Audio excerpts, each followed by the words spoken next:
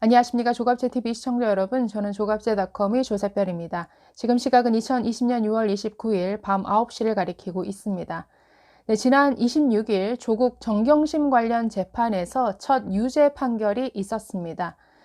정경심 교수의 자산관리인이었던 김경록 씨에 대해서 재판부는 징역 8월에 집행유예 2년을 선고했습니다. 정경심 씨의 지시를 받고 자택 하드디스크와 연구실 PC를 반출하고 은닉한 혐의로 재판부에 넘겨졌는데 유죄 판결을 받은 것이죠.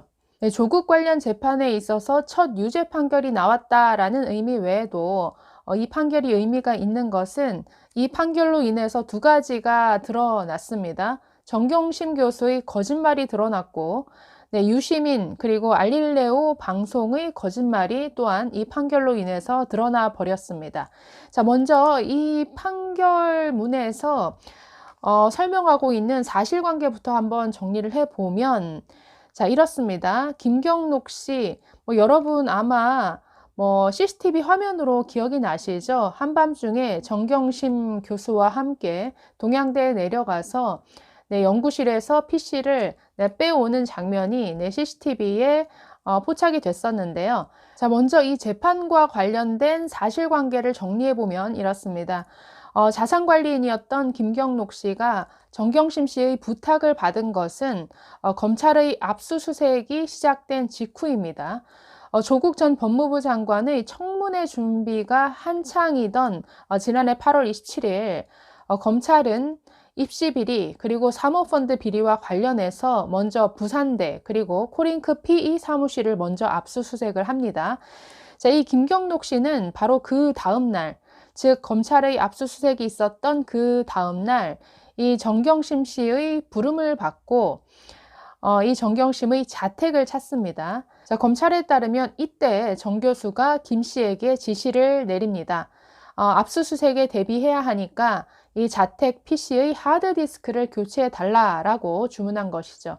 자, 그래서 이 주문에 따라서 김 씨는 하드디스크를 정경심 교수로부터 받은 신용카드를 가지고 구매를 하고 하드디스크를 교체를 해줬습니다. 자, 그리고 청문회 직전에 있었던 주말 밤에 자, 이번에는 정 교수가 김 씨에게 한 번 더 부탁을 합니다. 자신의 연구실이 있는 경북 영주시 동양대에 함께 가달라고 부탁을 하는 것이죠. 자, 그날 밤 12시가 다 되어서 두 사람은 동양대에 도착합니다. 자, 원래는 정 교수 연구실에 있던 컴퓨터의 하드디스크를 교체할 계획이었는데 뭔가 여의치가 않았는지 아예 PC 자체를 들고 나옵니다. 이후 김 씨는 하드디스크 3개와 PC 1대를 여기저기 숨겨놓다가 하드디스크는 검찰에 임의 제출을 하게 되고 PC는 정 교수에게 다시 넘겨줬습니다. 이후에 정 교수는 이 PC를 변호인을 통해서 검찰에 제출을 합니다. 자, 이게 사실관계입니다. 자, 이런 사실관계를 바탕으로 재판부는 이렇게 판단했습니다. 김 씨는 정경심 교수에 대한 검찰의 압수수색이 시작되자 컴퓨터 하드디스크와 본체를 은닉한 대담한 범행으로 국가 형사처벌권의 적정한 행사를 방해했다라고 판시를 했습니다. 그러면서 은닉한 컴퓨터의 본체 및 하드디스크에서 정 교수의 형사사건 관련 주요 증거가 발견된 점에 비추어 볼 때 죄책이 결코 가볍지 않다라고 지적했습니다. 즉 증거를 숨겨서 국가의 사법권 행사를 방해했다고 본 것이죠. 다만 증거를 숨기긴 했지만 삭제하진 않았고 이후에 검찰 수사에 협조한 점 등을 참작해서 이렇게 선고를 한 것이었습니다.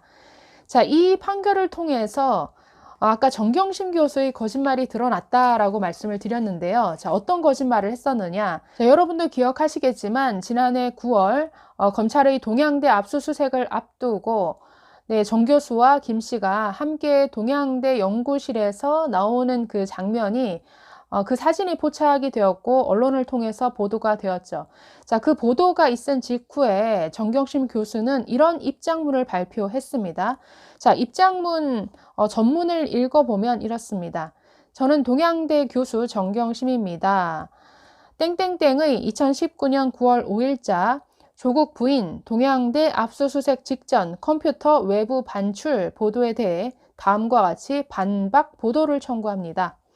저는 학교 업무 및 피고발 사건의 법률 대응을 위해 제 PC 사용이 필요했습니다. 하지만 당시 언론의 저희 가족 모두에 대한 과열된 취재로 인해서 제가 학교로 출근하기 어려운 상황이었습니다.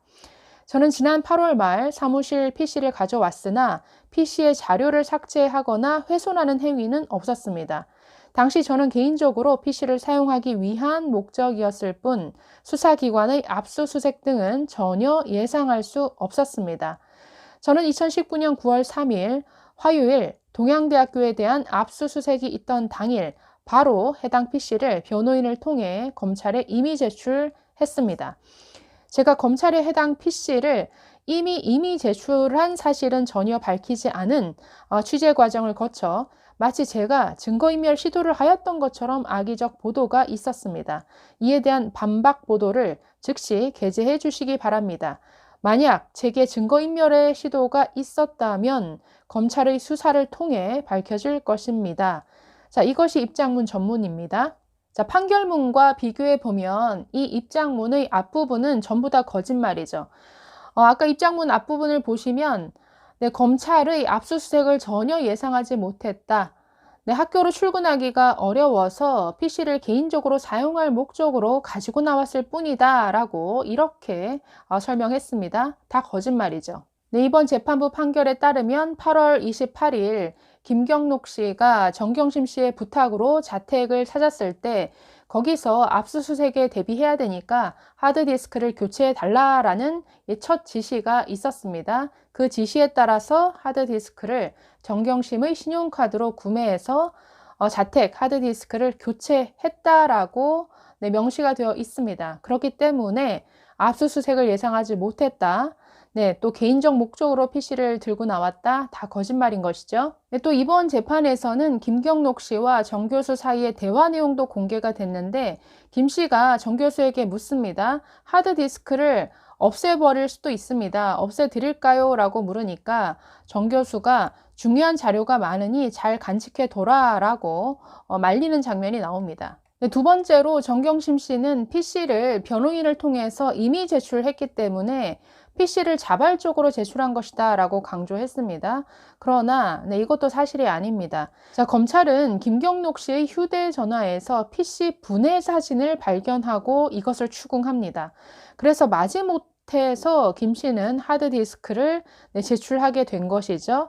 자, 이뿐 아니라 동양대 PC를 들고 나와서는 수사기관이 발견하기 어려운 다른 사람, 즉 지인의 승용차에 이 PC를 보관을 했습니다. 자, 이뿐 아니라 검찰이 조사를 받으러 나오라고 하자 이 하드디스크는 자신의 그 헬스장 사물함에 보관해 두기도 했습니다. 숨긴 것이죠.